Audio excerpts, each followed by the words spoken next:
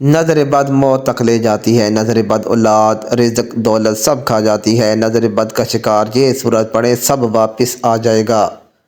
بسم اللہ الرحمن الرحیم۔ شیطان انسان کو جن راہوں سے گمراہی کی طرف لے جاتا ہے اور ان میں جادو زری عمل ہے جسے خالصاً شیطانی عمل قرار دیا گیا ہے۔ جادو کے لیے عربی زبان میں سحر کی اصطلاح کی جاتی ہے۔ قرآن و سنت میں سحر یعنی جادو ایسے امر کو کہا جاتا ہے جس میں شیاطین کو خوش کر کے ان کی مدد حاصل کی گئی ہو۔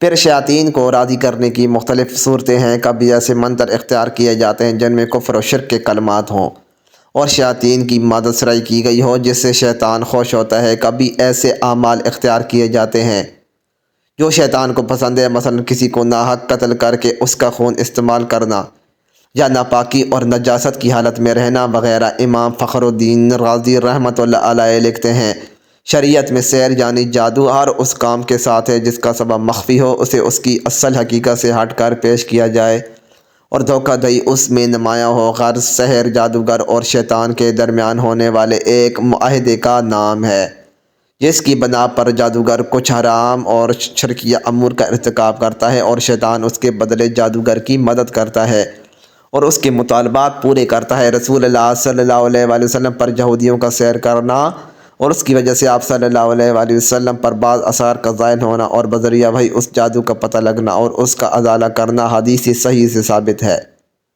صحیح بخاری میں ایک حدیث ہے جو دوسری حدیث کی کتابوں میں بھی درج ہے کہ ایک موقع پر نبی اکرم صلی اللہ علیہ وآلہ وسلم بھی جادو کے اثر میں رہے۔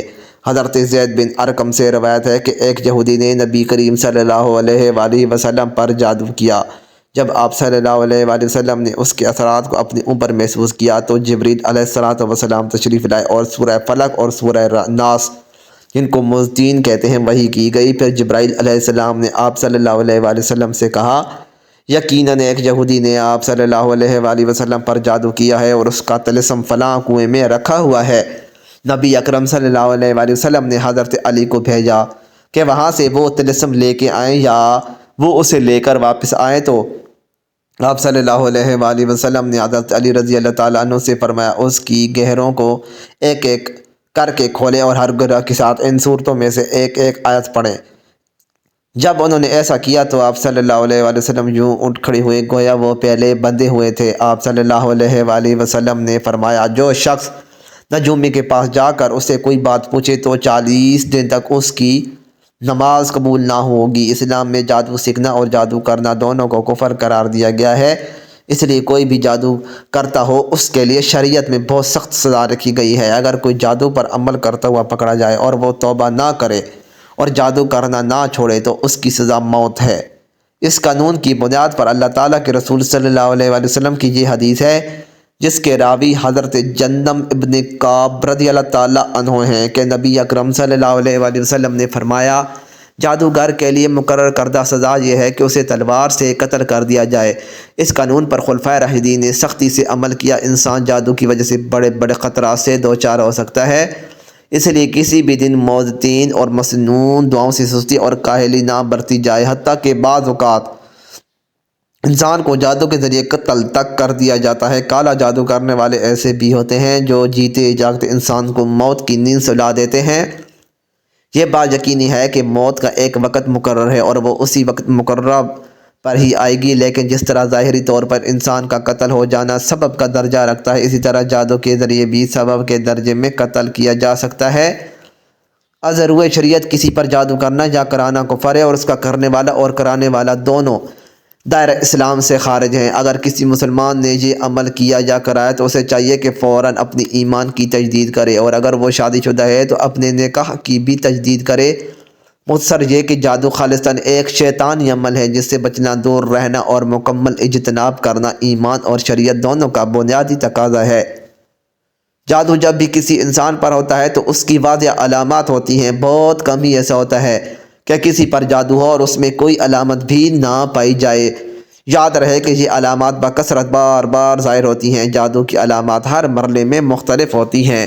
نیند میں جادو کی علامات میں سے چند ایک یہ ہیں: نمبر 1 ہوا میں اڑنا، نمبر 2 سمندر پہاڑ دیکھنا، نمبر 3 درندے شیر کتا جنگلی جانور سانپ بچھو چھپکلی، بلی کو قربانی کے جانور اور بڑا گوشت دیکھنا، بندر، بیل، اونٹ، خنزیر وغیرہ کو دیکھنا۔ نمبر 4 نیند میں رونا، چیخنا یا ہنسنا، آواز دینا، جھٹکے لگنا جیسے کسی نے پکڑ کر ہلایا، کسی کو اپنا پیچھا کرتے ہوئے دیکھنا اور خوفزدہ ہو کر بھاگنا۔ نمبر 5 برہنہ مناظر دیکھنا یا کسی کو جنسی زیادتی کر کے محسوس کرنا، ڈراؤنی شکلیں دیکھنا، خود کو بلند جگہ سے گرتا ہوا دیکھنا، نیند کا کچا ہونا، رات کو نیند کا نہ آنا، نیند میں سختی کے ساتھ ہونٹ چبانا، انسانی غلاظت دیکھنا۔ نمبر 6 قبریں، مردے دیکھنا، کھنڈرات میں خود کو دیکھنا، ویران جگہوں پر دیکھنا، اونچے لمبے یا قد چھوٹے سیارولے دیکھنا، جاگنے کے بعد خواب بھول جانا۔ نمبر 7 سوتے میں دیکھنا کہ اسے کوئی چیز کھلائی جا رہی ہے اور جاگنے کے بعد اس کو محسوس کرنا کہ کچھ کھایا ہے۔ نمبر 8 عیسائیوں کے گرجے، صلیب کے نشان اور پادری وغیرہ یا کسی مخصوص دین کی شعار دیکھنا جاگتے ہوئے جادو کی علامات یہ ہیں۔ نمبر 1 جاگنے کے بعد جسم کا درد کرنا، بہت تھکاوٹ محسوس کرنا۔ نمبر 2 طبیعت میں چڑچڑاپن اور تنہائی پسند ہو جانا۔ نمبر 3 چھوٹی چھوٹی باتوں پر شدید غصہ آنا اور اگر غلطی اپنی بھی ہو تب بھی اقرار نہ کرنا۔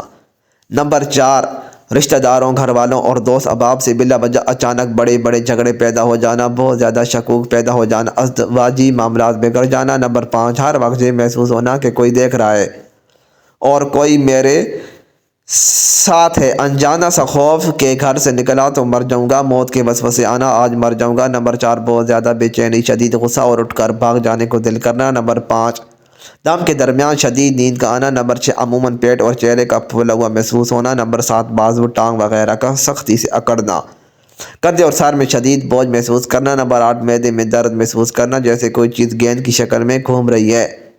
نمبر 9 غیر ارادی طور پر تیزی سے حرکات کرنا، جسم کا گرم ہونا۔ نمبر 10 دم کے بعد یوں لگنا کسی نے سارے جسم کی ڈنڈے سے پٹائی کی ہے یا اپنے آپ کو بہت ہلکا پھلکا اور خوشگوار نہ لگنا، بے چین رہنا۔ نمبر 12 ایسا محسوس ہونا کوئی آوازیں دے رہا ہے۔ نمبر 13 جسم میں کٹ لگنا، خون کی چھٹی کرنا، جسم پر بال نظر آنا، بالوں اور کپڑوں کا کٹنا، آنکھوں کے سامنے دھاگے، بال، سانپ وغیرہ نظر آنا۔ نمبر 14 بہت سخت بدبو کا محسوس کرنا، منہ سے یا جسم سے پیٹ میں بہت زیادہ گیس کا ہونا۔ نمبر 15 کاروبار کا اچانک بند ہو جانا۔ نمبر 16 بعض لوگوں کے چہرے برے نظر آنا اور ان کے دیکھتے ہی نفرت کے جذبات پیدا ہونا یا کسی ایک شخص کی نہ جاتے ہوئے بھی بے دام غلامی کرنا۔ نمبر 17 رشتوں کا آنا لیکن بلا سبب بات کا ٹوٹ جانا۔ نمبر 18 ایام میں بے ربطی ہونا۔ نمبر 19 ایسا محسوس ہونا کہ کسی نے سوئی چبھوئی ہو، اس کی تکلیف کا محسوس کرنا یا یوں لگنا جیسے کسی نے سر میں کوئی ٹھنڈی باریک نوکیلی چیز داخل کی ہے۔ اگر مریض جسمانی طور پر بیمار ہوا اور ڈاکٹر اس کی بیماری کے بارے میں حتمی رائے نہ دے رہے ہوں، ہر ایک کی رائے مختلف ہو اور ڈاکٹر رپورٹ کلیئر نہ ہو تو یہ بھی جادو کی واضح نشانی ہے۔ کبھی مریض میں ان علامات سے کوئی علامات بھی نہیں پائی جاتی اور یہ شاذ و نادر ہی ہوتا ہے۔ ایسے شخص کی علامات دم کے درمیان زیادہ واضح ہوتی ہیں۔ دم کے درمیان کی علامات یہ ہیں۔ نمبر 1 دم کرنے والے کے چہرے کو بدنما دیکھنا یا اس سے خوف کھانا یا مضحکہ خیز صورت دیکھنا۔ نمبر 2 دم کے درمیان جسم میں چونٹیاں چلتی محسوس ہونا۔ نمبر 3 شدت سے رونے یا کہکے لگانے کو دل کرنا۔ نمبر 4 بہت زیادہ بے چینی، شدید غصہ اور اٹھ کر بھاگ جانے کو دل کرنا۔ نمبر 5 دم کے درمیان شدید نیند کا آنا۔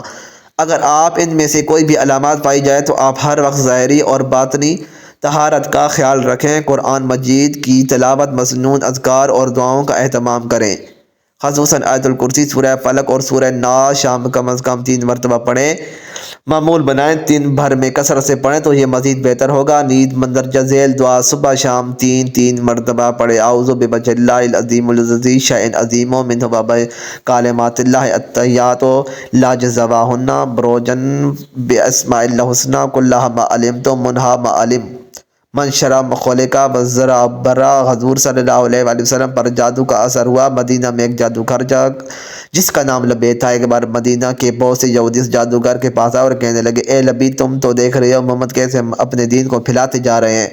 ہم لوگوں نے بہت کوشش کی محمد پر جادو کر کے انہیں ان کے کام سے روکا جائے لیکن ہم اس میں کامیاب نہ ہو سکے، اس لیے اب ہم تمہارے پاس آئے ہیں تاکہ تم کچھ پیسے اور اشرفیاں لے کر محمد پر جادو کر دو۔ یہ سن کر اس جادوگر نے کہا، ٹھیک ہے، میں اس کام کے لیے تیار ہوں۔ اس زمانے میں ایک یہودی لڑکا حضور صلی اللہ علیہ وآلہ وسلم کی خدمت کیا کرتا تھا۔ ان یہودیوں نے اس لڑکے کو بہلا پھسلا کر حضور صلی اللہ علیہ وآلہ وسلم کے کچھ بال اور کنگھی کا ایک ٹکڑا اپنے پاس منگوا لیا اور پھر ان دونوں چیزوں کے ذریعے حضور صلی اللہ علیہ وسلم کے اوپر جادو کروا دیا۔ کہتے ہیں کہ ہمارے حضور صلی اللہ علیہ وآلہ وسلم پر وہ جادو لبیس جادوگر کی لڑکیوں نے کیا تھا۔ انہوں نے ایک دھاگا میں 11 گروہ باندھی، ان پر جادو کیا اور پھر انہیں کھجور کی ایک لکڑی میں رکھ کر دور جنگل کے ایک کنویں میں ڈال دیا۔ حضور صلی اللہ علیہ وآلہ وسلم پر اس جادو کا اثر یہ ہوتا تھا کہ حضور صلی اللہ علیہ وآلہ وسلم اپنے آپ کو بندھا ہوا محسوس کرتے تھے۔ کسی کام کے بارے میں یہ خیال ہوتا تھا کہ وہ کام تو میں کر چکا ہوں لیکن ابھی وہ کام نہ کیا ہوتا تھا، اور جو کام کر چکے ہوتے تھے اس کے بارے میں خیال آتا کہ ابھی میں نے یہ کام نہیں کیا ہے۔ لیکن سب کے باوجود جادو کا جو اثر تھا وہ بس آپ کے جسم پر ہی ہلکا پھلکا تھا۔ نبوت میں اس کی وجہ سے کبھی ایسا فرق نہیں پڑا کہ جادو کی وجہ سے آپ نے کوئی غلط بات کہی ہو یا قرآن کی کوئی آیت بھول گئے ہوں۔ ایک بار حضور صلی اللہ علیہ وآلہ وسلم حضرت عائشہ کے گھر موجود تھے۔ آپ نے خوب دعا کی، اس کے بعد آپ کو نیند آ گئی اور آپ سو گئے۔ سو کر اٹھے تو حضرت عائشہ سے کہنے لگے، اے عائشہ، اللہ نے ہماری دعا سن لی ہے۔ حضرت عائشہ نے پوچھا، کون سی دعا؟ اے اللہ کے رسول صلی اللہ علیہ وآلہ وسلم نے فرمایا، میں نے ابھی خواب میں میرے پاس 2 فرشتے آئے تھے، ان میں سے ایک نے دوسرے سے کہا، یہ محمد کو کیا ہوا ہے؟ تو دوسرے نے جواب دیا کہ ان پر جادو کیا گیا ہے۔ پہلے فرشتے نے پوچھا، کس نے جادو کیا ہے؟ تو دوسرے فرشتے نے جواب دیا کہ مدینہ کے ایک جادوگر نے ان پر جادو کیا ہے۔ پہلے فرشتے نے پوچھا کہ کس چیز پر جادو کیا ہے؟ دوسرے نے جواب دیا کہ ان کے کنگھی اور بالوں پر۔ پہلے والے نے پوچھا، وہ کہاں ہیں؟ تو دوسرے فرشتے نے جواب دیا، وہ کنگھی اور بال جنگل کے ایک کنویں کے اندر پتھر کے نیچے رکھے ہیں۔ پہلے فرشتے نے پوچھا، اب انہیں کیا کرنا چاہیے؟ تو دوسرے نے جواب دیا، اس کنویں کا پانی نکال کر اس پتھر کے نیچے سے وہ بال اور کنگھی کا ٹکڑا نکالا جائے تو ان پر سے جادو کا اثر ختم ہو جائے گا۔ پھر حضور صلی اللہ علیہ وآلہ وسلم نے کچھ صحابہ کرام کو جنگل کے اس کنویں کی طرف بھیجا کہ جس کے بارے میں حضور صلی اللہ علیہ وآلہ وسلم کو خواب میں بتایا گیا تھا کہ اس کنویں میں آپ کی بال اور کنگھی پر جادو کرنے کے لیے ڈالا گیا ہے۔ ان سارے صحابہ کرام نے کنویں کا پانی نکالا اور جو جگہ بتائی گئی تھی اس جگہ سے کنگھی اور بال نکال کر حضور صلی اللہ علیہ وآلہ وسلم کے پاس پہنچے۔ حضرت جبرائیل علیہ السلام نے آ کر حضور صلی اللہ علیہ وآلہ وسلم کو بتایا، سورہ فلق اور سورہ ناس پڑھ کر آپ ان میں سے ایک گرہ کھولتے جائیں۔ پھر حضور صلی اللہ علیہ وآلہ وسلم سورہ فلق اور سورہ ناس پڑھ کر ایک ایک گھاٹ کو کھولا، یہاں تک کہ وہ 11 گرہیں کھل گئیں، اور پھر آپ صلی اللہ علیہ وآلہ وسلم نے ایسا محسوس کیا جیسے میرے اوپر سے کوئی بوجھ اتر گیا ہو۔ ان سب کے بعد لبیس جادوگر کو بلایا گیا اور اس سے پوچھا کہ تو نے اپنے جرم کا اقرار کیا کہ ہاں میں نے آپ پر جادو کیا تھا؟ حضور صلی اللہ علیہ وآلہ وسلم نے اس سے معاف کر دیا اور کوئی سزا نہ دی۔ حضور صلی اللہ علیہ وآلہ وسلم پر جادو کا اثر اللہ کے حکم سے ہوا تھا، کیونکہ حضور بھی ایک انسان تھے، لیکن اس وجہ سے حضور صلی اللہ علیہ وآلہ وسلم کی نبوت پر کوئی اثر نہ پڑا۔ نظر بد کیا ہے؟ نظر بد بھی حقیقت ہے، جادو کی طرح لگ جاتی ہے، اور ایک حدیث کے مطابق نبی صلی اللہ علیہ وآلہ وسلم نے فرمایا، میری امت کی 10 میں سے 7 اموات نظر بد کی وجہ سے ہوں گی۔ اور ایک صحابی ننگے بدن نہا رہے تھے تو دوسرے صحابی نے ان کی تعریف کی، ان کی طرف دیکھا تو اسی وقت پھسلے اور ان کی موت ہو گئی۔ نبی صلی اللہ علیہ وآلہ وسلم نے کہا کہ انہیں نظر بد لگی ہے، تو نظر بد بھی حقیقت ہے، لیکن اس کا علاج کیا ہے؟ اس حوالے سے آیت ہے، کل المومنون یغضوا من ابصارہم ویحفظوا فروجہم، کہہ دیجئے کہ مومن مردوں سے اپنی نظروں کی حفاظت کرے اور شرمگاہ کی حفاظت کرے۔ نظروں کو جھکانے سے مراد صرف یہ نہیں کہ جب آپ کو کوئی غلط چیز نظر آئے تو نظریں جھکائیں یا عورت سے نظریں جھکائیں، وہ بھی ہے، لیکن علماء یہ بھی کہتے ہیں کہ نظر جھکانے کا مطلب یہ ہے کہ جب آپ کسی پہ زیادہ نظر ڈالیں اور ماشاءاللہ نہ کہیں تو پھر وہ حسد بن جاتے ہیں، اور حسد سے پناہ مانگی گئی ہے۔ اس لیے جب آپ کو کوئی خوبصورت چیز یا انسان نظر آئے تب آپ اپنی نظروں کو جھکا لو۔ اگر کسی بہتر پہ زیادہ ڈال رہے ہو اس کی نعمت پہ، تو تمہارے دل میں خواہش پیدا ہو رہی ہے کہ میرے پاس بھی یہ نعمت ہو، تو پھر اپنی نظروں کو جھکا لینا چاہیے۔ اب دیکھیں، بہت سے سوالات آتے ہیں کہ مجھ پر کالا جادو ہو گیا، اور پاکستان میں تو یہ مذاق بن گیا، ہر بندہ سمجھتا ہے اس پہ کالا جادو ہے، اور آگے سے بتانے والے بھی وہ کہتے ہیں جو کہتے ہیں جی تم پہ کالا جادو ہے۔ جو یہ چیز بھی سمجھ لیں کہ کالا جادو ہونا کوئی آسان چیز نہیں ہے، یہ کوئی کھیل تماشا نہیں ہے، ہر بندے پہ کالا جادو ہو گیا اور ہر بندہ کالے جادو کے اثر میں نہیں آتا۔ اس کے لیے آپ کو کچھ علامات بتاتے ہیں کہ جو علماء کی بتائی گئی ہیں۔ نظر بد کی علامات تو یہ ہیں کہ ضرورت سے زیادہ جمائیاں آنا، آپ سوئے ہوئے ہیں پھر زیادہ جمائی آ رہی ہے، یا بیٹھے بیٹھے تک جانا، بیٹھے بیٹھے نیند کا غلبہ طاری ہو جانا، اور ہر وقت سستی کا شکار رہنا، اور بہت زیادہ بیمار ہونا، سر میں بہت زیادہ درد رہنا، میڈیکل بھی ہو سکتی ہے، لیکن نظر بد کے آثار بھی ہوتے ہیں۔ یہ نظر بد کی کچھ علامات ہیں۔ اب بات کرتے ہیں اس کا علاج کیا ہے۔ رسول اللہ صلی اللہ علیہ وآلہ وسلم نے کہا، اگر تمہیں پتہ ہے کسی کی لگی ہے تو پھر اس کو کہو وضو کرو، اس کی وضو کے پانی سے تم نہاؤ دوسرے پانی میں مکس کر کے، اور انہیں پتہ کہ کس کی لگی ہے تو پھر اپنی وضو کے پانی سے نہاؤ۔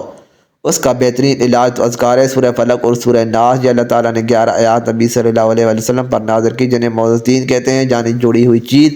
اب بات کرتے ہیں کالا جادو۔ کالا جادو کی جو علامات ہیں، پہلی چیز، کالا جادو بہت مشکل ہے، جو بڑی مشکل سے ہوتا ہے، آسان چیز نہیں ہے، بڑی محنت کرنی پڑتی ہے۔ جنات کو اور جادوگروں کو اچھی خاصی محنت کرنی پڑتی ہے۔ اب آپ 5 نہ دیں۔ پہلی یہ ہے کہ وہ ہوتا کب ہے؟ جب انسان خود موقع دیتا ہے، جب انسان کا ایمان کمزور ہوتا ہے تو شیطان کو بڑا چانس مل جاتا ہے۔ نمبر 2، جو شخص نماز نہیں پڑھتا، ایسی صورتحال میں شیطان کو مواقع مل جاتا ہے۔